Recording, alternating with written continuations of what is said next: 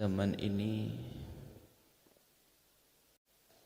zaman yang besar godaan.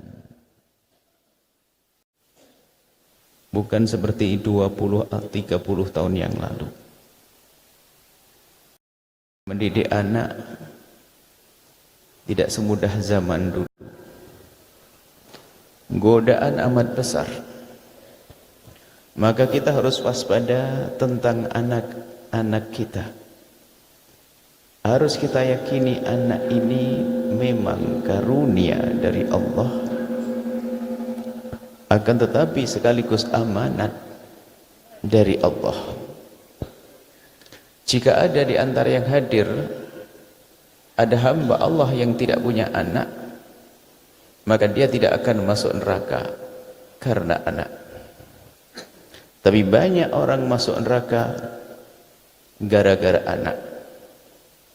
Semoga di antara yang hadir ini yang punya anak menjadi ahli surga dan terangkat tinggi pangkatnya karena anak. Maka dari itu kita harus peduli tentang pendidikan anak. Mendidik anak memang ada marhalah, fase-fase. Mendidik anak kita mulai dari anak sebelum lahir. Anak sebelum lahir singkat sebetulnya ini. Ini pendidikan panjang, silsilah mendidik anak. Kalau anak sebelum lahir itu adalah, kalau Anda seorang wanita mendidik anak sebelum lahir itu memilihkan ayahnya. Kalau Anda seorang laki-laki, seorang pria mendidik anak sebelum lahir, Anda memilihkan ibunya yang baik. Maka pernikahan itu harus direncanakan. Menikah harus direncanakan untuk masa depan. Jangan sampai nikah kita hanya karena terlanjur kena panah asmara sehingga tidak peduli apakah dia bakal baik buat anak-anakku atau tidak, hanya mengandalkan cinta sehingga gula jawa rasa coklat. Bodoh dia. Dunia seluas daun kelor. Memilih pasangan yang benar. Jadi kalau memilih pasangan harus harapan untuk masa depan anakku, masa depan anakku, seorang ayah, masa depan anakku. Dari sini singkat saja, itu akan ada silsilah baru. Silsilah sendiri adalah silsilah menuju pernikahan. Bagaimana cara memilih? Biasanya kita hadirkan untuk anak-anak muda dalam satu diklat yang namanya diklat cinta. Bagaimana mencintai dan bagaimana marhalah cinta. Seperti apa itu ada diklat cinta, dan tidak kita hadirkan saat ini. Dan kita biasanya kita adakan di tempat-tempat agak aneh, agak unik. Diklat cinta kan untuk anak muda. Cuman suatu ketika kita mengadakan diklat cinta, dikecilin dikit, volumenya dikecilin, jangan dikit-dikit lagi, jangan terlalu gede. Jadi diklat cinta untuk anak-anak muda yang hadir banyak emak-emak, sudah punya anak banyak, sudah ini, kan memang semuanya rindu cinta, rindu bagaimana agar hidup dengan cinta yang indah. Baik, setelah menikah dengan cara yang benar, ini adalah pendidikan khusus memilih pasangan. Kemudian setelah itu mendidik anak, kecilin dikit, sound teknisi dikecilin dikit, dikecilin dikit, jangan terlalu kuat. Nyambung enggak? Teknisinya denger enggak? Denger teknisinya. Dikecilin dikit volumenya, echonya dikecilin dikit. Baik. Halo. Kemudian mendidik anak mulai dari lahir sampai usia 2 tahun kurang lebihnya. Kurang lebihnya. Di saat anak belum bisa membuka mata, tapi telinga sudah mendengar. Telinga sudah mendengar, maka di saat anak umur 0 lahir, ayo kita buat perubahan di rumah kita. Mata mereka belum melihat, bisa dikecilin lagi, tolong teknisi. Sudah dikecilin saja nanti anak.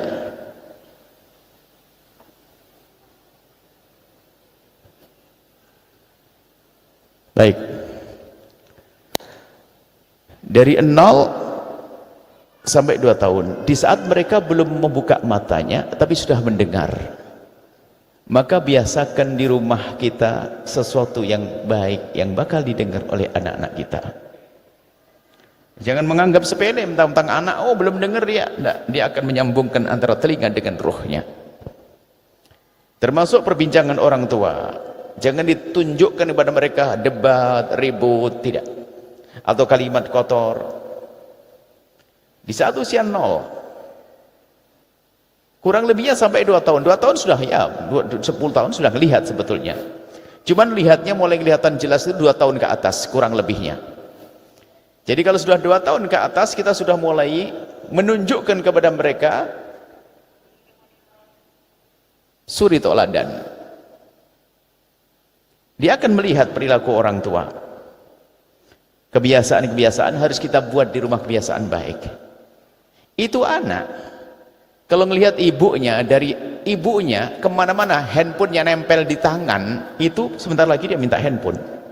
Sementara kita bahas dalam pertemuan khusus kerusakan anak hari ini karena liarnya urusan handphone. Lalu kita akan menasihati anak, jangan megang handphone, ibunya dari mana-mana kemana-mana begini. Harus sadar wahai ibu yang baik hati. Kadang anaknya manggil berkali-kali pada ibunya, mama, mama, ini di mana ma? Nggak sadar, mama, apa sih? Apa nak? Dari tadi tenggelam urusan-urusan, bahkan kadang tontonan-tontonan. Ini pembahasan sendiri. Hingga sampai anak umur 7 tahun. 7 tahun sudah mulai kita ajak bicara. Kalau sudah anak umur 7 tahun itu jangan dianggap dia seperti anak-anak bayi. Sudah nalarnya sudah mulai hidup. Nalarnya sudah mulai ada. Yuk kalau bicara dengan mereka, sudah kita anggap kayak orang gede, kita ajak ngomong. Gimana sayang? Ayo ini bagus enggak? Ayo begini. Untuk menilai sesuatu, untuk belajar, untuk diajak diskusi. Sampai nanti usia 10 tahun itu sudah mulai punya kewajiban. Biasanya sudah head, sudah laki-laki sudah balik dan sebagainya. Sampai 18 tahun, 15 tahun nanti kita sudah ajak bicara.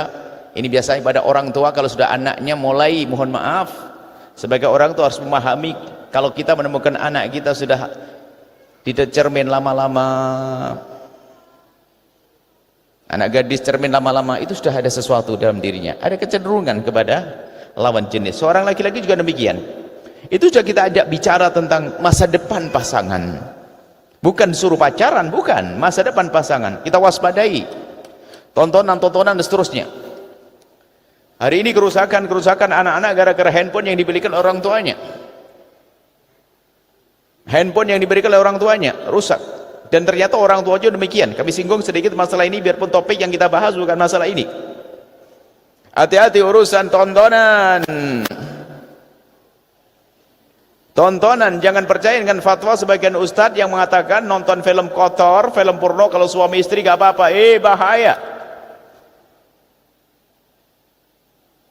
Akan merusak mental, merusak selera, merusak syahwat, menjadi liar. Kalau anda seorang suami mengajak istri anda nonton film yang tidak baik, itu sebetulnya anda telah mengajari istri anda untuk menilai diri anda bahwasanya yang anda miliki tidak seindah yang dilihat. Dan kemudian liar setelah itu, penasaran berjam-jam. Terus diasah dengan penasaran.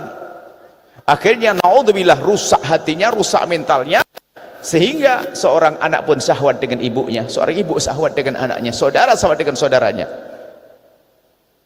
Sehingga sudah mulai nggak cukup dengan film, akhirnya punya kawan, teman lama, nggak ada masalah, guyonan. Akhirnya pura-pura kau kirim fotomu, coba separuh badan. Akhirnya sahabat biasa, tidak ada sahabat semula. Cuman karena dia sudah liar otaknya dengan syahwat, dengan film-film kotor, dengan gambar kotor, dia coba-coba, kau kirim coba separuh dada. Kau kirim begitu karena hangat itu, karena film, karena foto baru, padahal biasa semula. Akhirnya muncul syahwat. Seorang tampak kerudung indah, cantik, jelita, ternyata nyeleweng dia.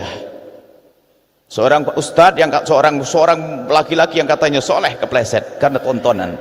Maka jangan main-main urusan tontonan, mengerikan, syahwat, itu merusak mental. Sehingga anak kecil umur 14 tahun ternyata di rumahnya dibolongin pintu kamar mandinya hanya ingin mengintip ibundanya. Awas, hati-hati. Jangan meremehkan tontonan. Anda jangan main-main yang rusak mental Anda, sehingga diam-diam Anda sudah tidak tertarik dengan pasangan. Karena apa? Yang aku lihat di fantasiku, di hayalanku, yang aku lihat jauh lebih indah dari yang aku miliki, akhirnya meredahkan pasangannya. Ini bahaya sekali masalah ini. Padahal tujuan topik ini bukan ini, cuman kita lewati masalah itu. Belum lagi anak-anak sekarang, orang tua latah dengan handphone. Anak umur 13, 12, 9, 10 sudah ngelihat yang demikian. Nalarnya belum hidup, syahwatnya terus dicekoi sama temannya, gambar, rusak, sehingga berani berzina di usia dini. Anda tidak menempatkan diri Anda di tempatnya orang bertanya. Kalau Anda menempatkan sebagai orang bertanya, Anda akan stres. Keadaan hidup hari ini gara-gara tontonan itu. Seorang wanita yang tampak solehah tiba-tiba nyeleweng gara-gara Roni berantakan. Kenapa? Dia sudah liar dengan tontonan. Mula-mula dari tontonan, maka Al-Quran menyebutkan kullil mu'minina yughuddu min absarihim. Katakan pada orang beriman untuk menutup matanya. Jaga mata dari melihat yang haram. Nggak ada puasnya, penasaran, pengen yang tinggi, pendek, hitam, putih, wah macam-macam hayalannya. Penasaran, dan itu busuk, rendah. Akhirnya apa? Dia sudah tidak tertarik dengan pasangannya. Jangan diremehkan masalah ini. Tanyakan pakar yang ngerti dunia psikologi, pakar-pakarnya, merusak mental. Sehingga seorang laki-laki berkata, "Buya, saya tidak bisa hubungan suami istri kecuali saya melihat film kotor dulu." Kami menduga kalau istrinya mungkin sangat jelek barangkali. Saya pengen tahu istrimu mana. Dibawa istrinya, padahal istrinya cantik jelita. Kenapa? Dia sudah rusak mentalnya. Sehingga kalau lihat manusia ini tidak hanya lihat wajahnya, langsung tembus kira-kira apa yang dimilikinya. Khayalannya begitu rusak. Na'udzubillah, hati-hati. Ayo kita jaga mata kita, termasuk anak-anak. Jangan Anda latah. Jangan sampai anak, mohon maaf kalau Anda hubungan suami istri jangan divideokan, jangan direkam. Karena ini membahayakan. Karena yang namanya handphone Anda bukan kuping Anda yang nempel kemana-mana, bisa jatuh ke tangan siapapun. Hati-hati, tangan handphone Anda bisa jatuh. Seorang anak ternyata rusak mentalnya gara-gara dia menemukan di handphone bapaknya video dia dengan ibunya, ayah dengan ibunya. Dia diperhatikan. Naudzubillah, kebodohan, screenshot, aurat istrinya. Handphone bisa jatuh ke tangan siapa saja. Ini akhlak yang diajarkan. Keindahan antara suami istri hanya untuk dirimu saja, wahai suami istri. Ifdha itu haram. Ifdha itu seorang suami setelah hubungan suami istri menceritakan kepada kawannya. Seorang istri habis hubungan suami istri menceritakan kepada kawannya. Ifdha itu haram hukumnya. Itu cerita. Bagaimana kalau nyodorkan video? Kebodohan. Maka ayo dijaga. Jaga istrimu. Yang itu hanya milikmu saja. Yang boleh tahu hanya dirimu. Jangan diobral. Apalagi disimpan di handphone. Ini bisa jatuh itu handphone. Baik, kita lanjutkan. Hati-hati urusan ini. Takutlah kepada Allah. Yang punya kebiasaan melihat sesuatu yang haram, tontonan kotor, ayo berhenti. Dan itu nyandu. Kalau nyandu betul-betul susah ditinggalkan. Ada seorang baik dia anak sebenarnya pada dasarnya baik, salah bergaul, sehingga dia hobi melihat yang demikian. Akhirnya dia masuk ke tempat yang mulia, dia ingin berhenti. Beratnya luar biasa. Kalau dia sudah megang handphone, gemeteran dia. Pas dia megang laptop, begitu dia nyadari, saya megang laptop, tangan saya itu jalan sendiri, langsung ngetiknya langsung ke sana. Sudah rusak mentalnya. Lalu apa yang Anda berikan kepada anak Anda? Handphone itu. Anda kontrol atau tidak?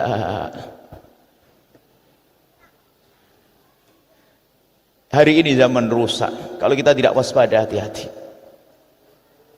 Ya, kemudian naudzubillah kepleset dalam zina. Zina adalah hina, zina adalah hina. Kalau ada orang kafir masuk Islam namanya mu'allaf, seorang cucu masih bangga kakeknya mu'allaf. Tapi seorang cucu mendengar kakeknya berzina, dia akan malu. Aib yang nempel di jidat sampai kapanpun. Maka hati-hati, hai hamba Allah. Cuman namanya zina tidak serta-merta. Mukadimahnya tadi yang kami sampaikan, hati-hati urusan pandangan. Apa yang kita lihat jangan dianggap sepele. Jaga mata, selagi bukan milikmu adalah haram, selagi belum dihalalkan haram. Gak usah tengok-tengok, gak usah mencoba-coba, terus akan penasaran. Bukan saja film, cerita porno. Itu lebih dahsyat karena itu adalah cerita macam-macam. Kadang-kadang punya ide-ide kotor karena itu cerita di situ, mohon maaf, naudzubillah. Cerita tentang seorang tuan dengan pembantu, tetangga dengan tetangga. Ini haram semua ceritanya. Dinikmati, dia punya pikiran akhirnya kotor. Kenapa hari ini terlalu banyak terjadi perzinaan, pengkhianatan? Karena dari tontonan itu. Tontonan mentalnya rusak.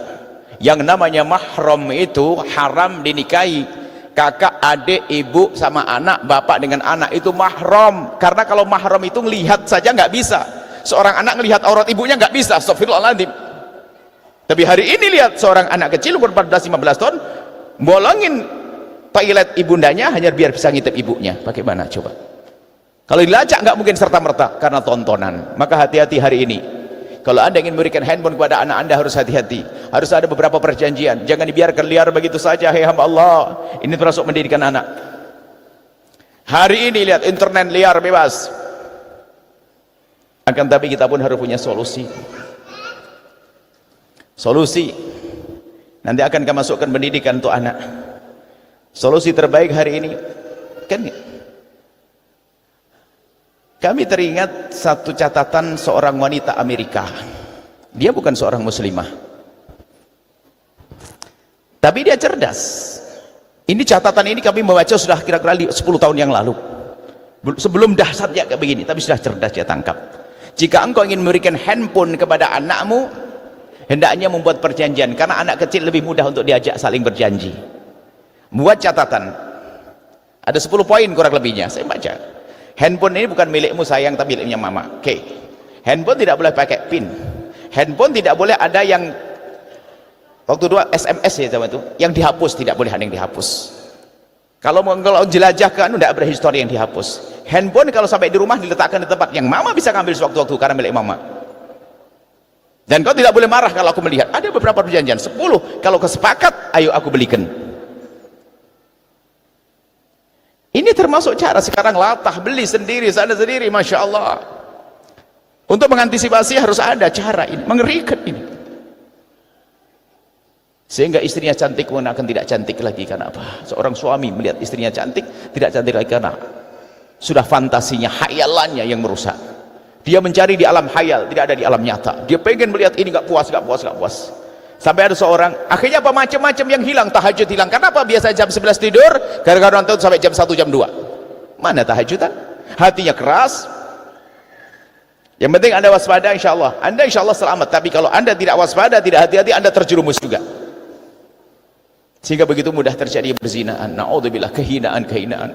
Siapapun yang pernah terpeleset dalam hina dan busuknya zina, Allah Maha Pengampun, segeralah kembali kepada Allah. Zina adalah hina. Cukup ngadu pada Allah, nggak usah kau ceritakan pada siapapun dari bangsa manusia. Takutlah, jaga mata. Selagi haram nggak ada perlunya. Seorang wanita solehah yang punya kehormatan, dia terjebak di lip berduaan dengan laki-laki, gemeteran dia. Tapi yang sudah biasa dengan pandangan liar, lihat barangkali ada sesuatu yang unik yang aku dapat. Ayo kita menjaga kehormatan. Takutlah kepada Allah. Allah yang melihat kita. Jangan sampai baiknya hanya action di mimbar, action di tempat yang dilihat manusia. Kalau sudah di kamar dikunci, sudah berbeda yang ditonton. Mana Allah? Allah hilang di kamar. Kita perlu jujur antara kita dengan Allah yang Maha Tahu, Allah yang Maha Melihat. Kalaupun Anda termasuk orang yang saat ini sangat binal matanya, sangat liar matanya, ngadulah kepada Allah malam ini juga. Ya Allah, jaga mataku ya Allah. Sadari kalau Anda memang punya mata kotor. Sadari, minta pertolongan kepada Allah. Minta pertolongan kepada Allah. Jangan biarkan terus liar.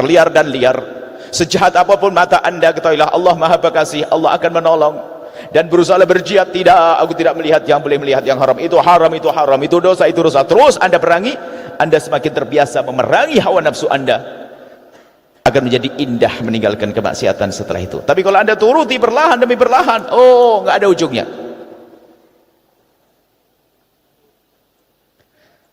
Kemudian pendidikan anak, Masya Allah. Kita lanjutkan ini pendidikan anak, kita singgung masalah ini. Karena ada beberapa tempat, masalah ini selalu kami masukkan. Karena begitu bahayanya masalah ini dan orang tidak peduli. Bahkan ada seorang anak bercerita, nangis kepada kami, cerita, ayahku sudah tidak malu kalau nonton begituan.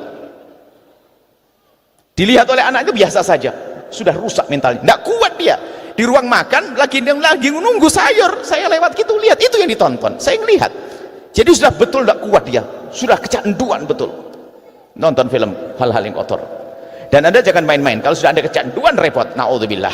Maka hari ini itu ada Allah yang melihat, haram, menghantar kepada zina, mengerikan.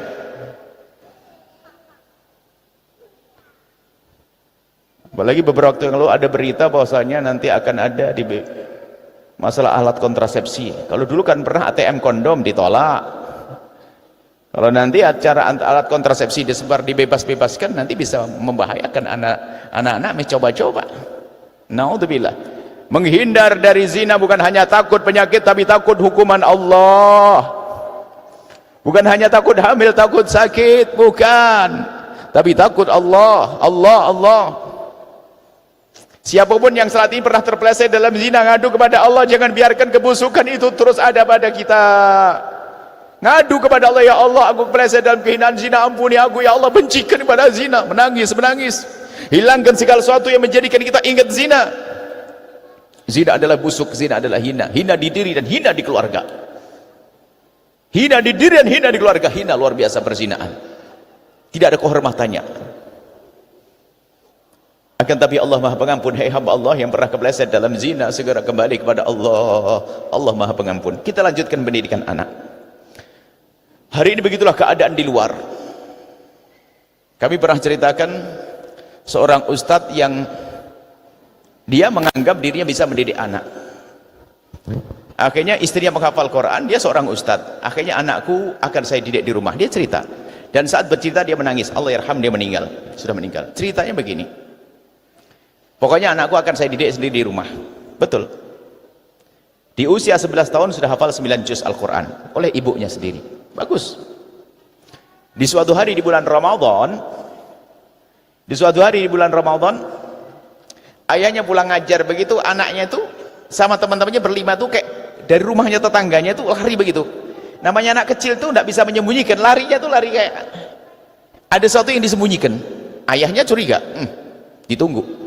Pas pulang ditanya, kau ngapain? Kenapa kau? Bahasa Jawa tapi.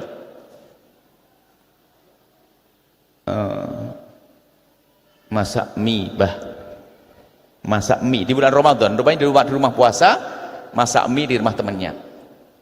Abahnya rupanya tergoda sambil cerita nangis. Terus apa lagi kau? Gugup. Apa lagi kamu? Ketakutan dia. Kalau sampai tak tanya sana, ketahuan, awas ya. Abah marah tambah marah. Kau ngapain? Nonton, Bah. Nonton apa? Awas ya. Tak tari orangnya, awas nonton apa kamu? Waktu cerita ini sang ayah itu sambil nangis. Nonton film kotor. Itu ceritanya ibunya pergi di luar negeri, anaknya dikirimi alat elektronik agak gede bagus, dia yang paling bagus alatnya. Rupanya tidak tahu dia ngedownload dari mana ada film kotor. Ditunjukkan di kelas mula-mula. Akhirnya tertarik, dibawa ke rumah kamar untuk nonton. Itulah kejadian kakak adik yang berzina gara-gara itu. Kakak adik umur 11 sama umur 9 atau 10, kakak adik. Gara-gara tontonan, makanya jangan main urusan ini, hamba Allah, ini mengerikan. Setelah itu sang ayah berkata, demi Allah, aku tidak percaya dengan lingkunganku saat ini. Sudah aku jaga di rumah, ternyata keluar pagar sudah seperti itu. Maka harus aku pondokkan saat itu. Akhirnya bicara tentang pondok. Mula-mula nggak mau, biar saya didik di rumah. Padahal seorang ustadz dia. Artinya sekarang ada lingkungan yang mengerikan. Lingkungan kita lingkungan mengerikan. Tontonan. Kalau zaman Anda coba, apa sih yang membahayakan dalam pendidikan anak kita? Pendidikan kita masih masa kecil. Apa yang membahayakan pada kehidupan kita zaman itu? Media adanya televisi. Televisi pun adanya hanya TVRI. TVRI yang punya hanya Pak Lurah. Hitam putih. Kalau mau di hitam kayak pelangi begitu. Setelah seminggu akinya habis tinggal separuh. Masih ingat? Lihat. Apa sih tontonannya? Kelompok Capir, Pak Harto, Ria Jenaka, betul? Itu saja. Yang mengangguk sudah tua, yakin. Sudah ketahuan nih. Yang muda-muda bingung ria jenaka. Ini sudah tua-tuan. Film itu pun film televisi hanya malam hari, siang sudah tidak ada. Hanya hari Ahad itu ada. Hanya hari Ahad saja ada. Dari zaman yang masih seperti itu aman, hasilnya kayak kita. Bagaimana zaman yang berantakan begini kalau kita tidak waspada? Maka bersama ini kami ajak anak sekolah SMP, SMA dolar semoga dijaga oleh Allah. Kita tidak mendoakan jelek kepada siapapun. Hari ini zaman mengerikan. Akan tapi sekarang ada pilihan. Mendidik anak zaman ini adalah gaya pesantren. Gaya pesantren. Pesantren menyelesaikan problem anak muda 80%. Coba Anda jejer. Ayo permasalahannya apa? Sekarang duduk yang manis kita mencari problem anak sekarang apa sih problem remaja? Handphone, pergaulan, segala macam, tontonan, coba jejer semuanya. Semuanya jejer. Ternyata coba dimasukkan ke pondok, nggak ada itu manis. Nggak usah dilarang main handphone, tidak usah internetan karena memang sudah ada peraturan. Nggak boleh keluar kemana-mana. Zaman ini adalah zaman pesantren. Dan begitulah Allah kehendaki. Dulu zaman kita muda kecil, namanya pesantren anak-anak itu hampir tidak ada. Belum ada. Kami masih ingat di Jawa Timur adanya hanya di Gresik, di Sedayu waktu itu, penghafal Quran anak-anak. Selebihnya anak-anak gede. Dan memang waktu itu belum terlalu butuh, belum terlalu perlu. Tapi hari ini, khususnya anak masa pubertas umur 12 tahun ke atas, itulah saat gampang dirusak. Karena apa? Syahwat mulai tumbuh, akal nalarnya belum sempurna, dicekoi dengan tontonan, cepat rusak dia. Maka terjadi lesbi, homo, macam-macam di umur-umur seperti itu. Anda harus waspada. Anda harus waspada masalah ini. Pesantren adalah tempat yang aman hari ini. Kalau Anda mendengar pesantren ada yang nakal ustadznya, ini ada satu tentunya. Namanya kehidupan ada seperti itu. Tapi kita perlu memilih pesantren seperti apa yang akan dimasuki oleh anak-anak kita. Nah, pesantren maka kami himbau kepada siapapun, rindukan anak-anak Anda untuk masuk pesantren. Bersama ini juga kami sampaikan, maka kami dengan teman-teman mulai dari Jawa Timur sampai Jawa Barat, Sumatera, kita membuat pesantren sebanyak-banyaknya. Sebanyak sekolah yang sudah dibangun kalau bisa. Bahkan semua sekolah kalau bisa nanti harus ada pendidikan khusus di pesantrenkan. Ini sekolah masuk pesantren supaya terjaga. Harus zamannya semacam itu. Maka kami himbau semuanya merindukan anak-anaknya untuk masuk dunia pesantren. Mungkin ada yang berkata, sudah telat. Anak saya nggak mungkin masuk pesantren. Sudah mau kuliah dan sebagainya. Kami beri ilmu baru. Ini pendidikan anak. Jika anak Anda sudah tidak mau masuk pesantren dengan jasadnya, tapi masukkan ke pesantren hatinya. Masukkan ke pesantren hatinya. Bagaimana masukkan pesantren hatinya? Kalau Anda paksa jasadnya masuk pesantren, nggak mau dia. Tapi hatinya bisa Anda masukkan ke pesantren. Contoh, bagaimana masukkan? Bermacam-macam cara tentunya. Di antaranya, Anda berapa juta, berapa ribu, ratus ribu Anda mengirim bulanan. Anak Anda sekolah di Jogja atau di Jakarta, anggap saja Anda mengirim 1 juta rupiah untuk uang sakunya. Anda tambahi 100 ribu. Lalu 100 ribunya untuk apa? Bilang kepada putra Anda atau putri Anda, sayang, Umi nambah 100 ribu untuk kau kirim ke pondok itu loh. Ini rekeningnya. Supaya dia sambung dengan hatinya. Bulan berikutnya kita kirim 1 juta 100. Bulan berikutnya sudah 100. Dan dia mengirim ke pondok itu, langsung setelah itu ngasih tanda kirim kepada ibundanya. Mama, aku sudah kirim. 5 bulan, bulan ke-6 coba Anda potong menjadi 1 juta lagi. Apa kata dia? Mama, 100 ribunya mana? Mama lupa ya. Dia yang mulai mengingatkan. Berarti hatinya sudah mulai jatuh cinta. Dia di saat selama ini mungkin tidak pernah nengok pesantren itu. Sekarang kalau lewat mesti nengok, oh itu ya. Mungkin browsing internet dia liar, akhirnya karena sudah terikat hatinya mulai pengen tahu kayak apa sih pondok itu. Tiba-tiba dengar ceramah dan sebagainya. Karena dia berbuat baik, gak mungkin tidak ditolong oleh Allah. Pasti akan digiring oleh Allah kepada kemuliaan. Sampai nanti selesai kuliah anak Anda sampaikan kepada anak Anda, nak, Umi sudah tidak biayai karena kamu sudah selesai kuliah dan kamu sudah dapat pekerjaan baru. Iya Mi, tapi kamu masih ingat enggak? Biasanya Umi nambah apa? Nambah uang saku. Dikasih kemana? Ke pondok. Kalau begitu potong dari gajimu sayang mulai hari ini. Dia mulai potong gajinya. Di saat digaji, mulai gaji masih 1.500.000 sampai 5 juta sampai 10 juta dan seterusnya. Dan karena sudah terlatih dengan berbuat baik, hatinya lembut dengan tempat mulia. Maka di saat anak Anda diuji oleh Allah dengan kekayaan melimpah, dia akan selamat karena sudah punya ikatan hati. Tapi na'udzubillah, seorang anak tidak pernah dikenalkan kemuliaan menjadi orang kaya raya, lihat apa yang dikenal, kemaksiatan, kehinaan. Tapi kalau sudah Anda kenalkan dengan kemuliaan, kalau tiba-tiba diuji dengan jabatan tinggi, diuji dengan kekayaan melimpah, anak Anda selamat karena sudah punya ikatan dengan tempat mulia. Maka bersama ini kami ajak, alhamdulillah kami di sini dengan beliau Pak Wali Kota, dan juga di mana? Di Bengkalis, di Pekanbaru. Bukan dengan beliau saya, dengan yang lainnya, tim kita ayo membuat pesantren untuk menyelamatkan umat. Untuk menyelamatkan umat. Sekolah formal, SMP, SMA, yang di situ ada akhlak, ada pendidikan berbakti pada orang tua, ada pendidikan kemuliaan. Nanti setelah SMA masuk fakultas kedokteran, mau jadi insinyur segala macam ada. Ini kita perlu hadirkan makna ini supaya Anda punya gambaran tentang pendidikan anak. Kalau sudah anak Anda masuk pondok pesantren, Anda pun nyaman. Coba kalau anaknya di rumah, terlambat sedikit ada bingung, balik anak perempuan, ya Allah jam sekarang belum pulang. Belum lagi lihat kalau sudah asik dengan handphone, apalagi kamar yang dikunci, Anda tidak ngerti apa yang terjadi di kamar itu. Ayo, dia handphone, dia ngapain dia? Urusan sholat, kebingungan. Suatu ketika ada tamu datang ke pondok, tidur di pondok, dengar adzan langsung keluar mau sholat subuh. Ternyata nggak ada sholat subuh. Setelah itu ada adzan lagi, dia bingung. Oh, adzannya 2 kali di sini. Adzan apa ini? Yang pertama adzan tahajud, yang kedua adzan subuh. Tiba-tiba dia menitikkan air mata. Cerita pada kami, Buya, jadi yang adzan pertama tadi itu belum subuh. Oh belum, itu untuk tahajud. Nangis. Anak-anak kecil sudah bangun tahajudan. Saya punya anak sudah SMA, sudah lulus 1 kuliah, saya bangunin untuk sholat subuh berkali-kali tidak bangun-bangun, kadang subuh kelewat.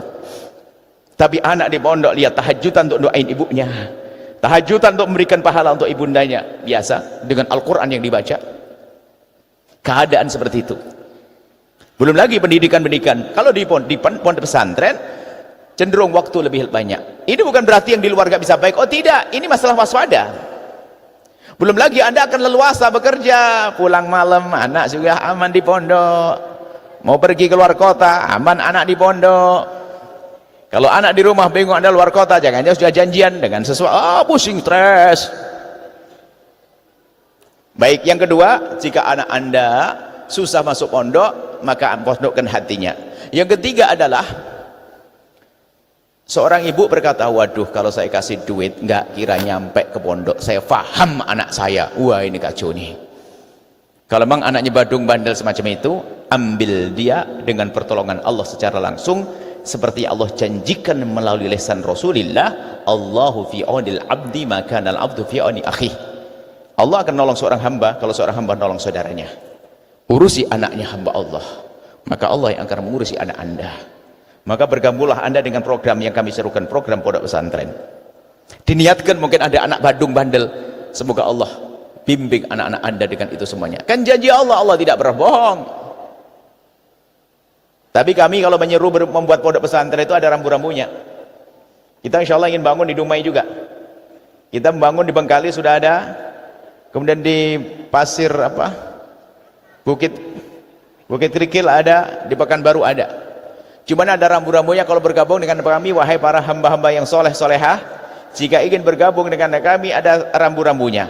Jika Anda punya ikatan dengan seorang guru, Anda jangan putus urusan Anda dengan guru Anda hanya karena ingin bergabung dengan kami. Justru harapan kami Anda semakin kuat dengan guru Anda, seperti biasa Anda membantu guru Anda, selebih itu bergabung dengan kami. Kalau Anda memutus dengan guru Anda lalu bergabung dengan kami, Anda khianat dengan guru Anda. Itu biasanya hawa nafsu. Kalau hawa nafsu juga merusak, tidak baik bersama kami pun. Kami ingin orang-orang yang setia dengan guru-gurunya bergabung dengan kami, pasti istimewa nanti, berkah perjuangan. Ini adalah anak yang badung bandel ya. Selesai, berarti semuanya insya Allah kena dapat kemuliaan bersama pesantren yang kita bincangkan malam ini. Ada satu yang tertinggal, nggak punya anak. Wah ini gimana nggak punya anak? Hei hamba yang nggak punya anak, anak. Kalau bicara tentang nggak punya anak, ada Siti Aisyah nggak punya anak, Imam Nawawi nggak punya anak. Itu kan nggak punya anak di dunia, tapi di akhirat mereka punya anak banyak. Maka yang tidak punya anak, jangan sampai anda meninggal dunia dalam keadaan harta anda yang melimpah itu ternyata nggak berguna, tidak bisa dipetik di akhirat. Jadikan para santri anak-anak anda, ayo berjuang di pondok pesantren, tumpahkan rizki anda di tempat tersebut. Sebanyak anak yang belajar sampai mereka menjadi alim, akan mengalir pahalanya kepada anda. Anda kaget waktu di alam barzah nanti, anda kaget nanti di akhirat, ini anak siapa? Dijawab, itu adalah anak didikmu dulu. Maka jangan sampai anda kaya raya atau kaya raya keblinger, sayang, sudah meninggal, hartanya tidak tahu bikin rebutan siapa, nggak tahu, nggak dibawa ke akhirat. Bisa saja cara memberikannya begini saja, mungkin apa saya aku tumpahkan untuk kemuliaan. Ini adalah pendidikan. Kemudian ada yang berkata, ini yang saya bahas pasal pesantren ini adalah wawasan pendidikan ini. Ada yang berkata, biaya bicara biaya mungkin. Oh baik, kalau bicara biaya, ayo hitung-hitungan. Berapa sih 1 juta, 1.500.000, 2 juta di pondok? Sekarang hitung-hitungan. Anak anda waktu sekolah SMP atau SMA dia minta motor. Berapa harganya motor? 2,5 juta, ya kan? Betul? 2,5 juta. Jalannya ke belakang, mundur. Minimal 10 juta ke atas, ya kan? Pakai air atau pakai bensin? Pakai bensin. Berapa bensin? Mau berangkat sekolah anda kasih uang saku 3.000, berangkat enggak kira-kira? Lalu minta handphone, anda kasih pisang, dilempar orang tuanya. Handphone beneran, pakai pulsa enggak, suruh pakai wifi tetangga, nggak mau dia. Karena sudah punya motor, pakai handphone, banyak temennya. Kalau anak baik dari sekolah pulang ke rumah, bensinnya itu. Karena dia sudah punya handphone, agak muter ke sana. Lapar, makan di jalan. Siapa yang bayari? Ibunya. Belum lagi malam-malam habis maghrib tiba-tiba ibunya dapat tagihan karena dia sudah punya handphone, ngerti GoFood. Datang, mama nggak konsen nih, maunya masakannya mama gitu-gitu terus. Iya sayang, udah beli, bayar lagi. Berapa kira-kira per bulan itu? Anda mengatakan di pondok mahal, apalagi seperti di pondok Al-Bahjah itu ada peraturan, uang sakunya sehari kalau mau jajan tidak boleh lebih dari 10.000. Kenapa? Kita tidak ingin ada kesenjangan yang kaya brol-brol, tidak, nggak ada. Jadi ada kenyamanan. Jadi tidak boleh lebih dari 10.000. Kalau di pusat itu ada, kalau ada tambahan berapa? Kenapa? Makannya sudah kenyang. Kenapa harus banyak belanja? Ada warung, ada toko, ada kantin, tapi bukan untuk meres santri, tidak. Jadi santri ada peraturannya. Jadi kalau 10.000 kali 30 berapa? 300.000. Itu untuk jajannya. Sehari 10.000, tidak boleh lebih. Dan anak-anak biasa, karena apa? Sama-sama jajannya sama, tidak ada yang berfoya-foya dan sebagainya. Ini termasuk pendidikan yang kami hadirkan, dan insya Allah ini kami ajak anda semuanya untuk berpikir tentang pondok pesantren. Kalaupun anda tidak bisa masukkan anak anda, tapi hati anda sendiri masuk pondok pesantren, ayo bergabung dengan kami semua untuk membuat satu pendidikan yang bermanfaat untuk menjaga anak-anak di generasi yang akan datang. Baik, ini adalah masalah pendidikan anak. Adapun pesantren, kemudian banyak di sini pesantren-pesantren, kami berharap ya kiai-kiai ini cobalah ada yang berdiri nanti yang punya pondok, saya ingin tahu, biar diberitahu pondoknya mana gitu. Banyak pondok, alhamdulillah. Selagi akidah sama, tidak usah ragu. Akidah ahlis sunnati wal jamaati, dengan pendidikan akidah yang benar. Kalau akidah nggak benar, jangan dong, anak mau dirusak. Ini saja para ibu bapak yang bisa kami sampaikan. Semoga ini jadi wawasan tentang pendidikan anak. Adapun Al-Bahjah ada SD, jadi gini, kalau pesantren Al-Bahjah ada 2. Satu pendidikan formal SD, SMP, SMA. Kemudian ada kampusnya, kuliah. Ada pendidikan tafakuh, tahfidzul Quran dulu, kemudian tafakuh belajar ilmu syariat.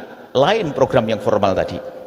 Syariat belajar ilmu agama sampai nanti selesai kita masukkan kampus juga. Tapi kampus syariat. Adapun kalau anda pengen di Pekanbaru sudah ada SMP-nya.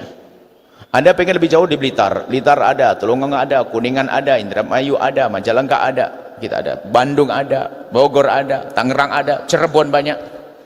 Kita ada beberapa kota. Batam juga ada. Kita banyak. Dan juga ada stasiun-stasiun radio Kita ada di Pekanbaru, ada stasiun radio 96,7. Semoga kita bisa beli radio di sini nanti, di Dumai, stasiun radio yang resmi, bukan abal-abal, agar ibu-ibu di dapur sambil masak bisa dengar pengajian. Itulah, insya Allah seperti itu.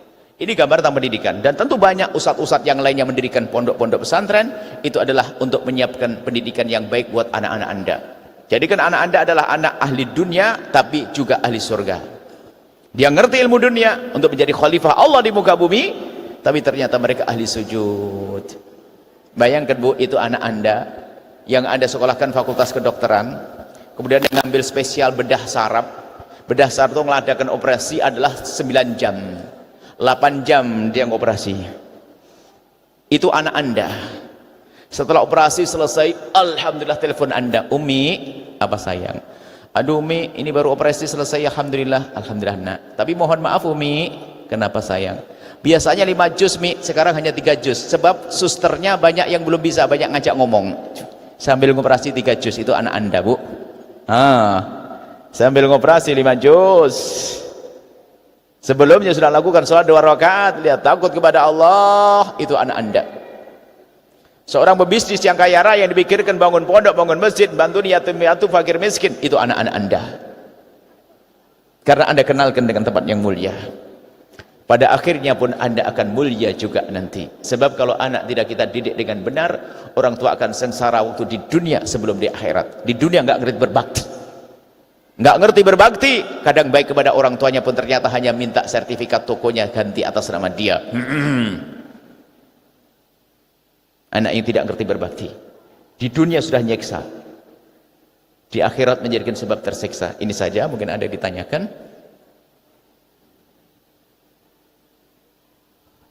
Bismillah.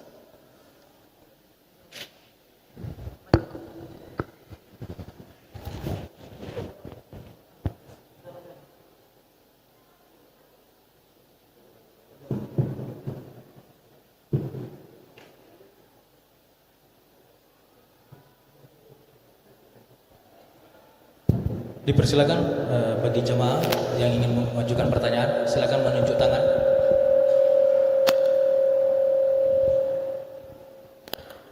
Baik.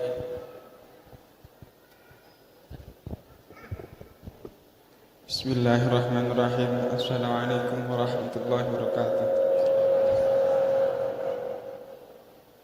Izinkan saya untuk bertanya kepada Abu Yahya. Di zaman ini, bahkan saya mohon tanggapan Abu Yahya terhadap polemik beberapa pondok pesantren yang di dalamnya tidak sesuai dengan tujuan didirikannya pondok pesantren tersebut untuk tafakuh fiddin.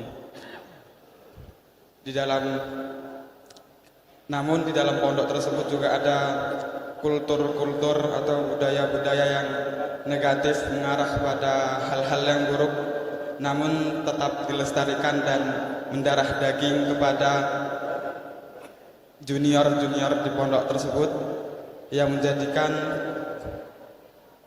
rusaknya citra sebuah pondok dan berpengaruh pada nilai didikan Islami di dalam pondok tersebut. Ya. Sudah sekian. Baik. Pondok pesantren, panti asuhan itu bisa berubah menjadi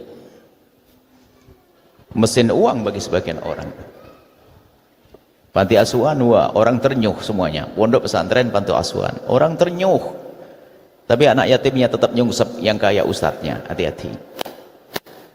Pondok pesantren juga bisa saja bagi orang melihat ini pasar, sekolah begini, ini. Bukan pendidikan akhlak. Hati-hati. Mungkin saja ada. Karena orang kan macam-macam hari ini. Sehingga di dalam dunia pesantren itu ada.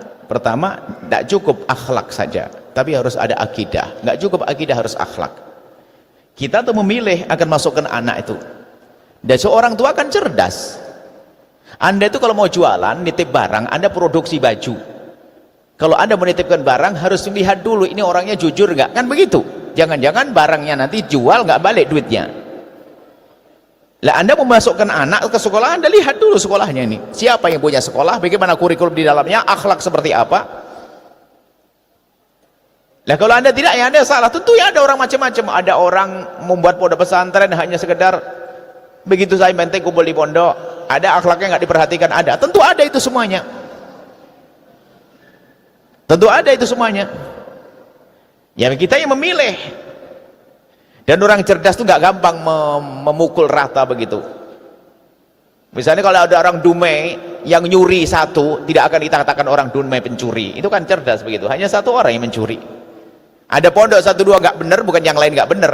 Orang cerdas itu gampang. Itu biasanya gampang terpengaruh tuh orang nggak cerdas. Wah pondok begitu. Nah dia gara-gara ada satu pondok begini langsung pondok dipukul rata.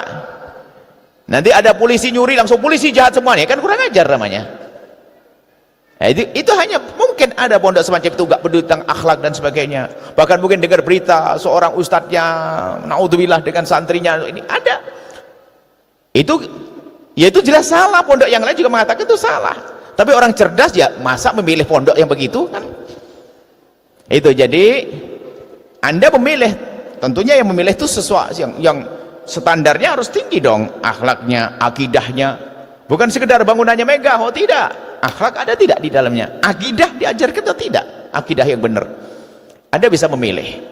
Tentunya kita tidak akan menunjuk pondok itu jelek, oh enggak. Semuanya pondok bisa jadi cita-cita pendirinya baik, cuman karena tidak punya pengalaman mondok atau mungkin tidak ada pendukungnya, sehingga dia mendirikan pondok hanya mengumpulkan orang saja, tidak diberi akhlak yang baik, tidak diberi ilmu yang benar.